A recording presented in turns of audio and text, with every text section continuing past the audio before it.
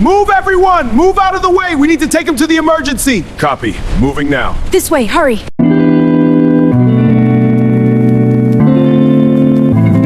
A story by the Brave African Folktales. Watch, like, comment, and share. Don't forget to subscribe. The rain was falling heavily that evening in the busy city of Ibadan. The streets were wet, and the sound of ambulance sirens could be heard from far away. Inside Mercy Life Hospital, nurses and doctors were moving quickly through the corridors. Some patients were crying, some were sleeping, and others were waiting for their names to be called. Hospitals were places where life and death met every day. Among the nurses working that evening was a young woman named Ayo. Nurse Ayo was known in the hospital as one of the kindest nurses. She was always calm, always patient, and always ready to help anyone who needed her. She had been working at Mercy Life Hospital for 4 years. Even though the work was hard and the hours were long, Ayo never complained. Her best friend at work was another nurse named Bisi. Bisi was lively, talkative, and sometimes impatient with difficult patients. That evening, as the rain poured outside, Bisi walked into the nurse station looking tired. "Ayo," she said, dropping a file on the table. "I'm exhausted today. These patients are too many." Ayo smiled softly. "You say that every day." "Because every day it is true," Bisi replied. Suddenly, the emergency door burst open. 2 paramedics rushed inside with a stretcher.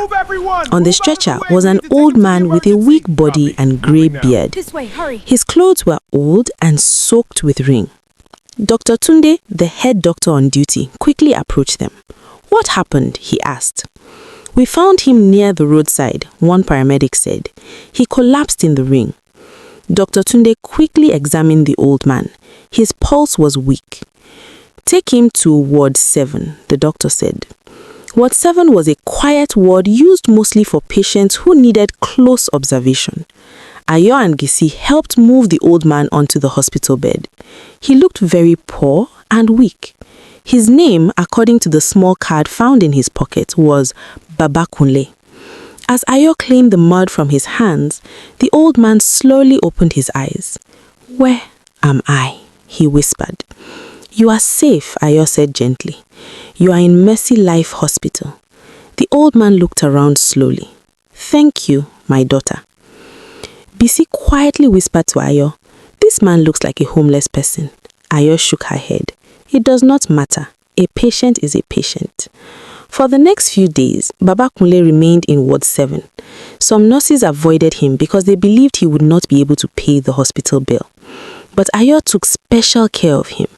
Every morning, she brought his medicine. Every afternoon, she checked his blood pressure. Every evening, she made sure he had food to eat. One afternoon, Baba Kunle looked at her carefully. "You are very kind," he said. Ayo smiled. "It is my duty." "No," the old man replied. "Kindness like this comes from the heart." One night, something strange happened. It was almost midnight. The hospital was quiet. Ayo was doing her night rounds when she noticed something unusual. A black car had stopped outside the hospital gate. 2 men wearing expensive suits stepped out. They spoke quietly with the hospital security guard. Then they left. Ayo found it strange, but said nothing. The next day, Baba Kunle seemed stronger. He could now sit up on his bed. While Ayo was arranging his medicine, he asked her a question. "Ayo," he said, "why did you become a nurse?" She paused for a moment. What is your "When name, I was young, my father was very sick. Why did you become a The nurse? nurses in the hospital save treated him people's with lives. kindness. That day, I decided I wanted to help people the same way." Baba Kunle nodded slowly. "You have a good heart." Days passed, but the strange black car continued to appear outside the hospital every night. Ayo began to feel curious. One evening, Bisi came running into the nurse station. "Ayo," she said, "something strange happened." like that man in "What?" Ward 7 Ayo is dead. asked. "I What? entered Ward Are you 7 serious? and I thought Baba So Kunle had sudden. stopped breathing." Ayo quickly rushed to the ward. But when she arrived, Baba Kunle was sitting up calmly. "What is going on?" Dr. Tunde asked. Bisi looked embarrassed. I thought he was dead. Baba Kunle chuckled softly. I am still alive. Everyone laughed nervously, but Ayo noticed something. The old man's eyes were sharp and intelligent. They did not look like the eyes of a helpless old man. One evening, Baba Kunle called Ayo closer. My daughter, he said quietly, if someone suddenly became very rich, what would they do? Ayo laughed. I don't know. Maybe they would help people, especially poor patients who cannot afford treatment. Baba Kunle smiled. That is a beautiful answer. A few days later, something shocking happened. Early in the morning, the hospital director, Alhaji Karim, arrived unexpectedly. With him were several important-looking men. The nurses began to whisper, "Why is the director here? Who are those men?" The director gathered the staff. "Today," he said, "a very important guest is coming." Suddenly, several expensive cars drove into the hospital compound. Security guards stood alert. The men from the cars walked straight towards the hospital building. Everyone watched nervously. Then, something unexpected happened. The men walked straight towards 7. Ayo followed quietly. When they entered the room, something shocking happened. The men suddenly bowed respectfully to Baba Kunle. "Good morning, sir," one of them said. The entire room fell silent. Dr. Tunde looked confused. What is going on? The old man slowly stood up from his bed. His posture was no longer weak. Instead, he stood tall and confident. One of the men spoke. "Ladies and gentlemen," he said, "this man is not just an ordinary patient." Everyone held their breath. "This is Chief Kunle Adebayo, one of the richest businessmen in the country." The nurses gasped. Bisi almost dropped the file in her hand. "What?"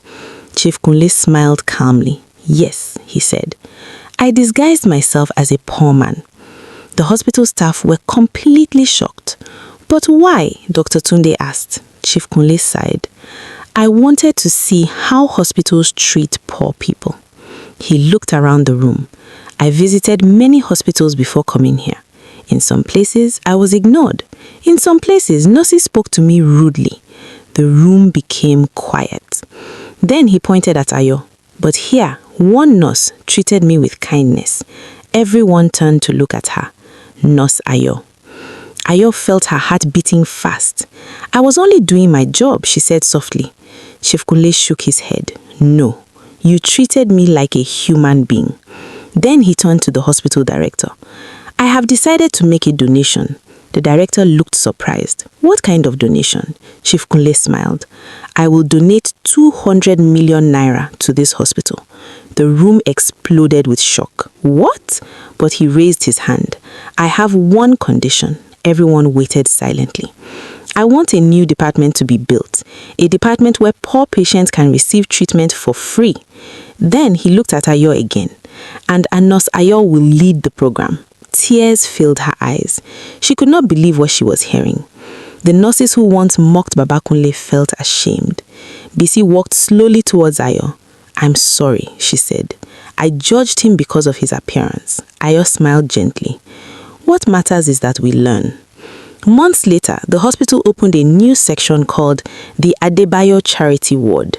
Poor patients from many villages came to receive treatment, and leading the program was Nurse Ayo. One afternoon, Chief Kunle visited again. He watched as Ayo spoke kindly to patients. "You have done very well," he said. Ayo smiled. "Thank you, sir." Before leaving, the old man said something she would never forget. In life, never forget this truth. Kindness can open doors that money cannot. From that day on, the story of the secret of Ward 7 became famous in Mercy Life Hospital. A story that every nurse and doctor told new staff members. A story that reminded them of one important lesson. Never judge a person by their appearance, because sometimes the poorest looking patient may carry the greatest secret of all. The end.